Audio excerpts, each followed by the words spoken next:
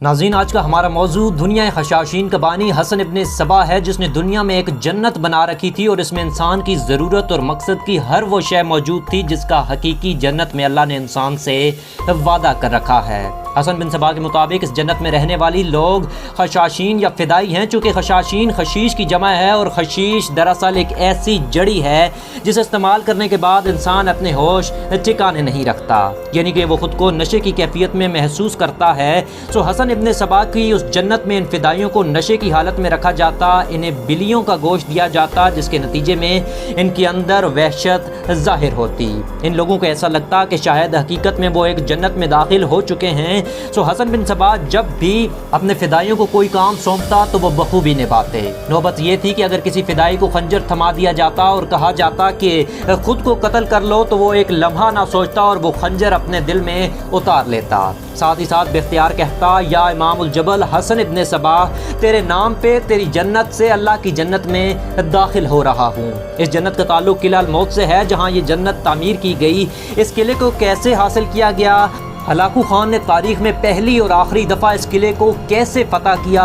اس جنت کا آخر کیا ہوا؟ اور 35 یعنی 35 برس تک حسن بن صبا اس قلعے سے باہر کیوں نہ نکلا؟ سلجوقی سلطان ملک شاہ حسن بن صبا سے کیوں تنگ تھا؟ یہ کہانی کافی دلچسپ ہے، جانتے ہیں، پر ناظرین اس سے پہلے اگر چینل پر نئے ہیں تو ضرور سبسکرائب اور بیل آئیکن دبا دیجئے۔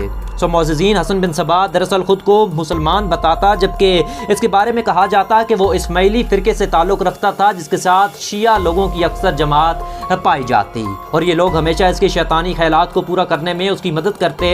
اس کے کہنے پر گروہ کے گروہ خود کو اپنے ہی وار سے قتل کر دیا کرتے تھے، اور اسی وجہ سے اکثر مسلمان حکومتیں جس میں خوارزمین سلطنت، سلجوقی سلطنت اور حتیٰ کہ سلطان صلاح الدین ایوبی بھی ان خشاشین کے وار سے نہ بچ سکے۔ سلطان ایوبی پر 3 دفعہ ان فدائیوں نے حملہ کیا لیکن وہ کامیاب نہ ہو سکے۔ بہرحال قلعہ الموت کے بارے میں واضح ہے کہ دہلم کا گورنر ایک دفعہ شکار کو نکلا، اس نے اپنے ساتھ ایک عقاب پال رکھا تھا، اور جب کافی وقت تک شکار نہ ملنے پر وہ عقاب تھک گیا تو ایک اونچی چوٹی پر جا بیٹھا۔ گورنر نے اس چوٹی کو دیکھنے کا فیصلہ کیا اور اسے یہ جگہ پسند آئی اور وہاں قلعہ الموت تعمیر کیا گیا۔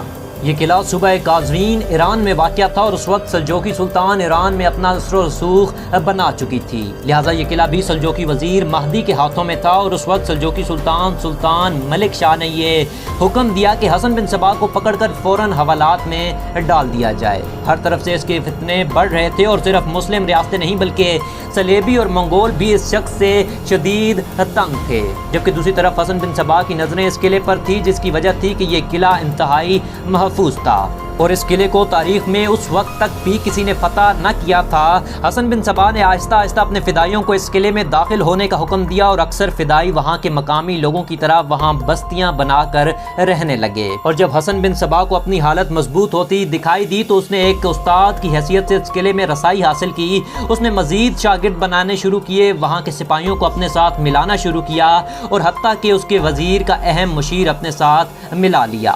ایک دفعہ جب وہ وزیر نظام الملک حسن توسی سے ملنے گیا، وہی نظام الملک جس کے بغیر سلطان ملک شاہ کوئی فیصلہ نہ کرتا تھا، اسے حکم دیا گیا کہ فوراً حسن بن صبا کو گرفتار کیا جائے۔ پر جب وہ وزیر واپس پہنچتا ہے تو کیا پاتا ہے کہ تمام قلعے پر مختلف سپاہیوں نے قبضہ کر لیا ہے، اور وہ شخص جسے وہ محض استاد سمجھ بیٹھا تھا اس کے سامنے اس کے تخت پر قابض ہے۔ اس طرح حسن بن صبا نے بغیر جنگ کے اپنی حکمت عملی سے اس قلعے کو فتح کیا اور اس گورنر کو 3000 سونے کی دینار دے کر روانہ کیا۔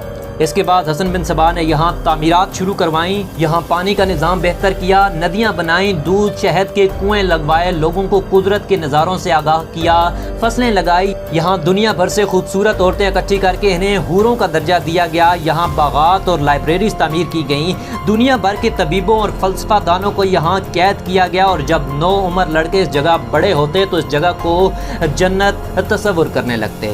جب انہیں کہا جاتا کہ اس سے بھی بڑی جنت موجود ہے پر اس کے لیے لیے تمہیں فلاں کو قتل کر کے خود کو مارنا ہوگا تو وہ لوگ رضامند ہو جاتے۔ دوسری طرف قلعے کا اصل گورنر جب واپس سلطان ملک شاہ کے پاس پہنچا اور سب واقعہ بتایا تو سلطان طیش میں آ گیا، پر اس وقت تک سلطان نے ایک ایلچی بھیجا جس پر حسن بن صبا نے کہا کہ سلطان کو کہنا کہ ہماری بچپن کی دوستی کے واسطے اس قلعے کا رخ مت کرنا ورنہ تمہاری فوج ماری جائے گی۔ اس کے بعد حسن نے اپنی فدائی کو حکم دیا کہ اپنا خنجر اپنے جسم میں اتار دو۔ اس نے ذرا دیر نہ کی اور خود کو قتل کر دیا۔ اس کے بعد اپنے ایک فدائی سے کہنے لگا اس گھاٹی پر جا کر چھلانگ لگا دو تاکہ تم جنت میں پہنچ سکو۔ ایسا ہی کیا گیا اور آخری شخص نے خود کو حسن بن صبا کے کہنے پر ندی میں جول دیا اور مارا گیا۔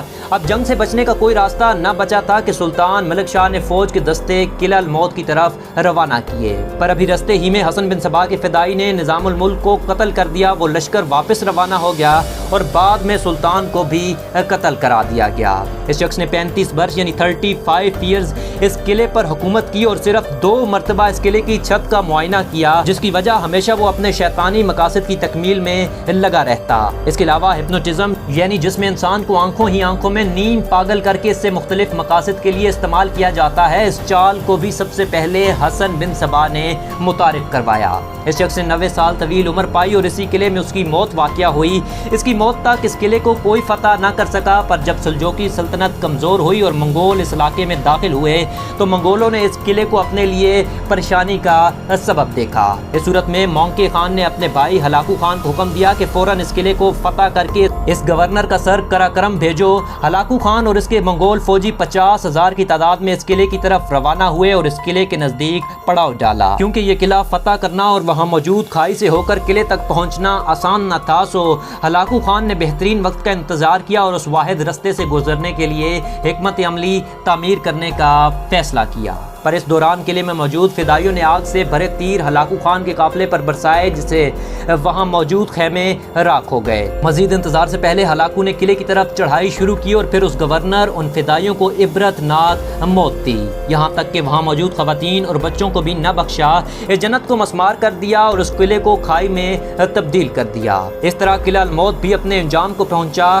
لیکن آج ایران کی حکومت نے سیاحتی مقام کے طور پر اس قلعے کو کچھ حد تک دوبارہ تعمیر کر دیا ہے اور اکثر سیاحت کے لیے اس قلعے کا رخ کرتے ہیں۔ تو یہ تھی حسن ابن صبا کی کہانی، پر ہلاکو خان کی موت کا سبب ایک بوڑھا قیدی کیسے بنا، جاننے کے لیے اسکرین پر کلک کریں اور ویڈیو پسند آئی تو حق ضرور ادا کر دیجیے۔ اللہ حافظ۔